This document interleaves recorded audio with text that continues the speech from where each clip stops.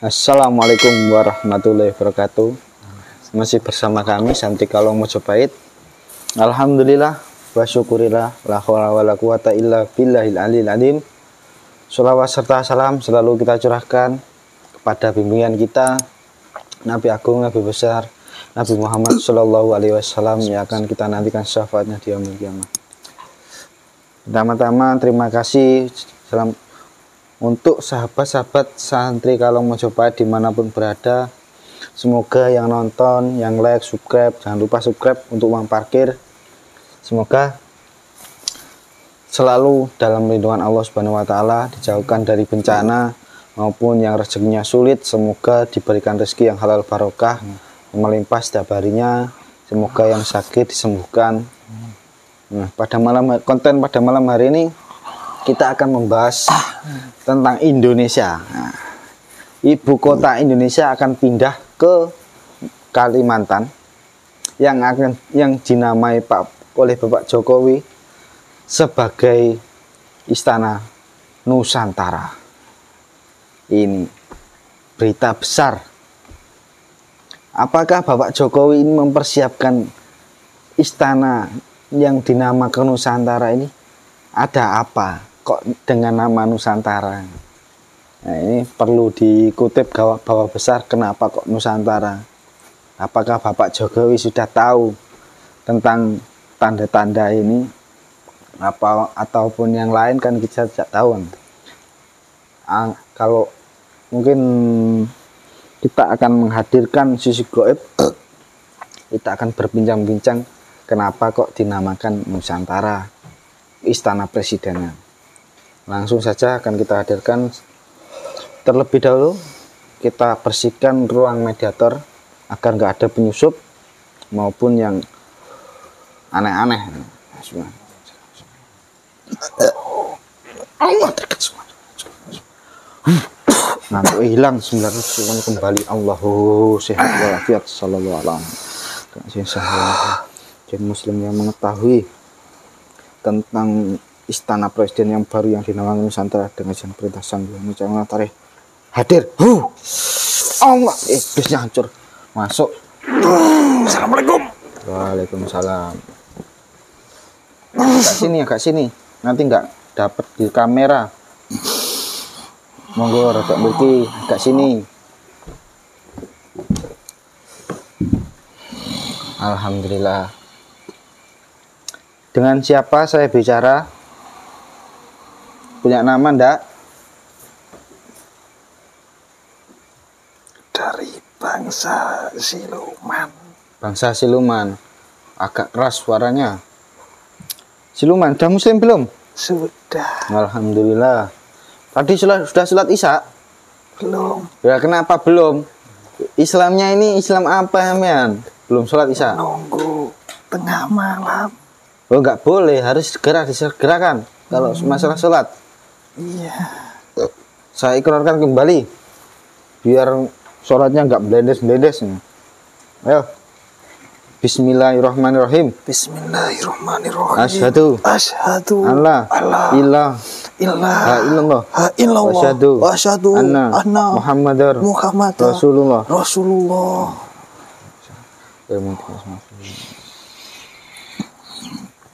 Saya tadi itu ingin menghadirkan yang mengetahui istana baru, istana kepresidenan yang baru yang dinamakan Nusantara.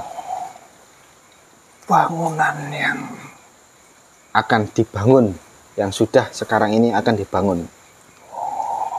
Sudah megah. Mau dibangun. Kayak kelihatannya megah, direplika. Jangan melihat masa depannya, sekarang saja. Kayak cakbul lagi. Mbah Jin. Kok itu pondasinya sudah kokoh. Oh, alhamdulillah. Ini yang bukan saya tanya, bukan bangunannya. Ini kenapa? Apakah ada hubungannya? Nah, ya. Dengan istana baru, istana kepresidenan yang baru yang dinamakan Nusantara, Apakah ada hubungannya dengan Satrio Piningit?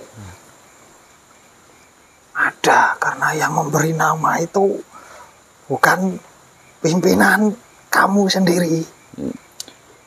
Berarti Banyak Bapak Presiden Bu dibisiki manusia yang bersorban di belakang pimpinan kamu.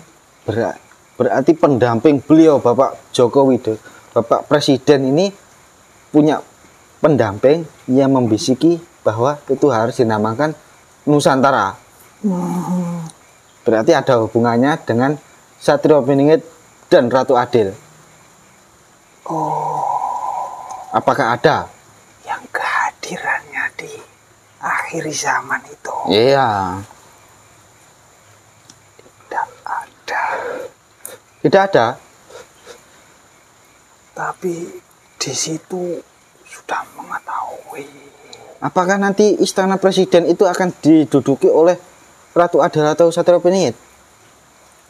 Di situ tidak diduduki, tapi sering dikunjungi seperti itu. Dijadikan istana oleh beliau nanti. Dikunjungi terus pergi ke pelosok-pelosok, ke orang-orang yang dipandang sebelah mata. Jadi tidak sering di situ. Berarti beliau nanti ibaratnya itu sebagai bangunan utama Indonesia, Singgasana sementara. Tapi Nanti beliau itu sering ke pelosok-pelosok, beliau sering orang-orang yang tidak mampu, fakir, miskin, anak yatim. Berarti ya tetap saja ada hubungannya dengan istana presiden yang baru ini. Tapi tidak diduduki. Iya, tapi kan kenapa kok dinamakan Nusantara? Itu nama sudah dulu. Sudah sejak dari dulu. Jadi Bapak Jokowi ini ingin membangkitkan semangat Nusantara yang sudah mereda, mulai luntur, disemangatkan kembali berarti. Disemangatkan kembali lewat istana yang baru itu. Tanda tangannya pimpinan kamu. Nah ya. Jadi itu suatu lonjakan, dipakai seperti batu tumpuan untuk jadi mercusuar dunia nanti Indonesia, seperti itu. Untuk kejayaan yang dulu pernah jaya. Kejayaan akan kembali. Jadi seperti pimpinan, seperti batu tumpuan. Sebenarnya penggeraknya kan bukan itu. Yang menggerakkan seluruh orang yang ada di Indonesia. Tapi kan kita harus punya tempat yang dijadikan batu tumpuan itu, seperti itu ya. Betul. Yaitu istana kepresidenan yang baru ini. Kalau istananya saja megah, otomatis nanti rakyatnya akan semangat seperti itu. Untuk membangun negara yang adidaya. Sekarang itu fondasinya itu kokoh ya. Nanti kalau setiap bangunan fondasi itu ada maknanya.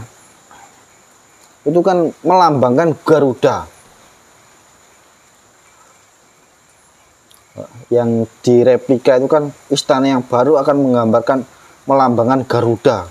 Ini informasi sepengetahuan kami, bangsa kami, bahwa nanti bangunan itu tetap berdiri, tapi banyak kobaran api di mana-mana. Perang berarti. Ya semoga saja tidak terjadi perang karena itu wilayahnya di Kalimantan itu sudah seperti ada sonarnya untuk jangkauan rudal. Semuanya itu berkobar api yang semangat. Tinggi, tapi di situ tidak bisa dibakar. Ini Kira-kira tadi kan kita tanyakan kan istana itu dinamakan Nusantara, dan yang kita tanyakan selanjutnya kan apakah ada hubungannya dengan Satrio Pinit maupun Ratu Adil? Ya, untuk singgah sana Singgah sementara. sana sementara, berarti istana yang baru ini nanti akan menjadi singgasana sementara untuk beliau bertugas nanti ya. Karena kebanyakan seperti itu, menolong orang, mencari orang yang susah, diangkat sama beliau. Ini suatu apa ini? Oh, Nusantara ini sudah tanya-tanya. Berarti sudah mendekati seperti yang dikatakan Pak Soekarno pada zaman dahulu. Ya, Indonesia akan jadi mercusuar dunia. Ini ternyata kitab-kitab ini sudah menulis kalau nanti ada gedung atau istana yang megah. Ini yang paling update ini ya. Pulau Kalimantan kalau kita tarik ke atas lewat Google Map itu seperti melambangkan sosok Semar. Nah, sing bau reksa. Iya, bau reksa ya. Bau reksa tanah Jawa ataupun Nusantara. Ibaratnya bukan tanah Jawa saja, bisa jadi Nusantara. Se-Nusantara. Lambang kesabaran. Kok nunjuknya satu ini angin. Seperti tahiyat akhir. Ini yang saya tanyakan. Apakah janji-janji ataupun Semar nagih janji, apakah ada hubungannya dengan istana yang baru ini yang dinamakan Istana Nusantara? Saya tahu informasi goib ini itu Yang mengganggu hancur.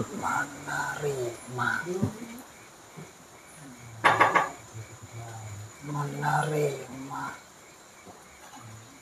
apapun yang terjadi pada diri ataupun rohaninya. Ini adalah bersaksi ya. Untuk bersaksi, kesaksian ada Tuhan selain Allah berarti. Luar biasa. Sosok beliau ini nagih. Ibaratnya kalau dalam kitab Sangkat Jaya Suba, iya tak, nagih janji. Nah, ini juga yang perlu ditanyakan mendalam nanti pas selanjutnya. Kita akan perdalam Mbah Semar nagih janji, Sabdo Palon.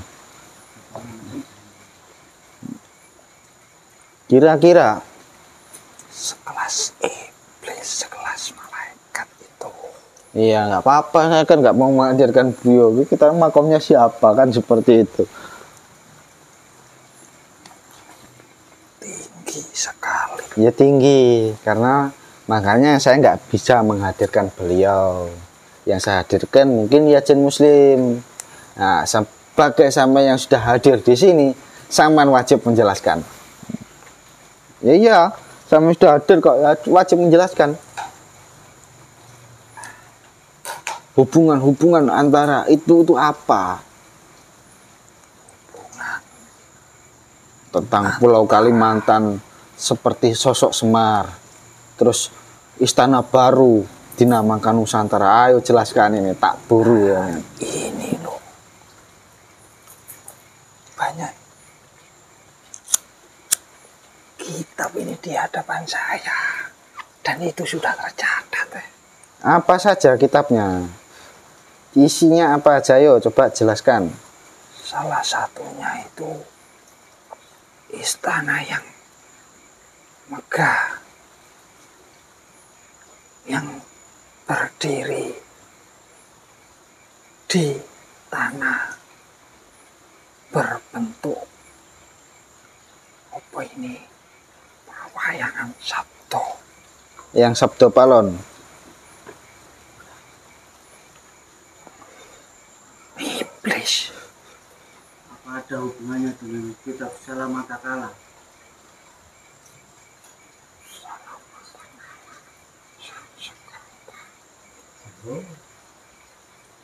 Ada. Semuanya terhubung kitabnya.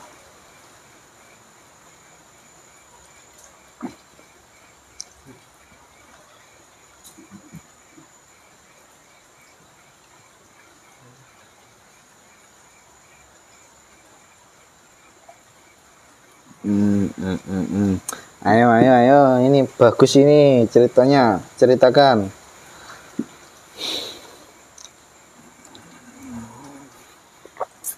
Saya bisa menceritakan yang bangunan itu, tapi kalau sampai menembus ini, yang kamu sebut eyang ini tidak bisa ditembus saya. Iya, nggak apa-apa, sesuai makom saja. Karena jubah ini, apa ini, tamengnya ini kuat. Ya, nggak apa-apa. Berarti informasi coba diungkapkan kembali. Informasi yang sampean dapat untuk Istana Baru ini apa saja untuk pada akhir zaman ini? Iya, memang banyak catatan dari raja-raja dahulu kalau akan ada istana yang dinamakan Nusantara, karena itu seperti menggabungkan semua negara ini di situ. Jadi menggabungkan suku dan adat yang ada di Indonesia ini jadi satu. Luar biasa Gabungkan di sekali. situ.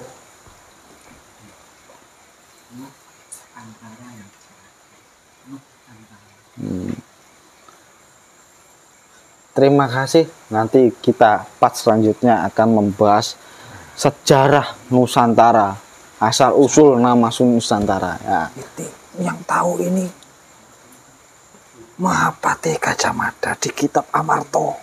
Oh, berarti Patih Gajah Mada yang mengetahui Di kitab Amarta. sejarah Nusantara itu. Nah, nanti kita akan mencoba menghadirkan pendamping beliau nanti. Terima kasih untuk part 2 nanti nggih. Disimak sisa Telah disempurnakan. ya, silakan kembali. Assalamualaikum. Waalaikumsalam warahmatullahi. Allah kembali. Ini kita memang serunya. Keluar dari tubuh mediator.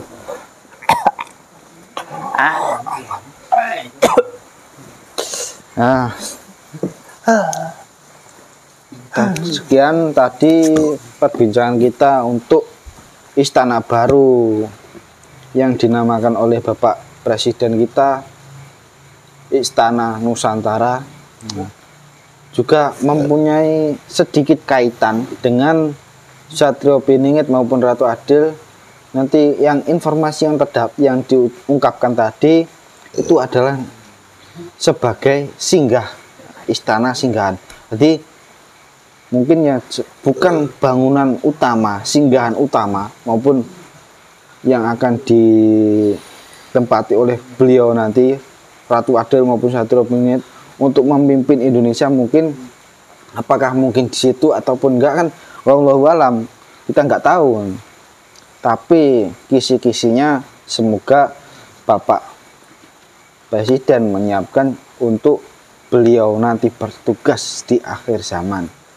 Nah, mungkin juga Bapak Jokowi ini kan orang yang terpandang dan mempunyai pendamping karena beliau seorang rajanya Indonesia, pasti didampingi oleh raja-raja Nusantara. Ini tidak mungkin seorang raja atau presiden itu kosong, pasti akan didampingi. Kenapa kok didampingi? Untuk memimpin Indonesia agar kuat untuk memimpin rakyat Indonesia. Kita sebagai tim Sandiaga Uno minta maaf jika ada salah kata. Untuk Bapak Jokowi kita doakan agar tugas beliau lancar dilancarkan oleh Allah Subhanahu wa taala, dan semoga impian Bapak Jokowi Indonesia menjadi negara yang maju, adidaya, kaya raya, bukan kaya raya akan hartanya saja, bukan kaya raya akan mineralnya, bahan buminya, tapi kaya raya akan budi pekertinya. Jadi lemah lembut, sopan santun ini adalah budaya Indonesia yang tidak boleh sampai hilang di diri kita sebagai orang Indonesia. Karena Indonesia terkenal di seluruh dunia itu dengan sopan santunnya, ramah tamahnya, itu yang dikenal.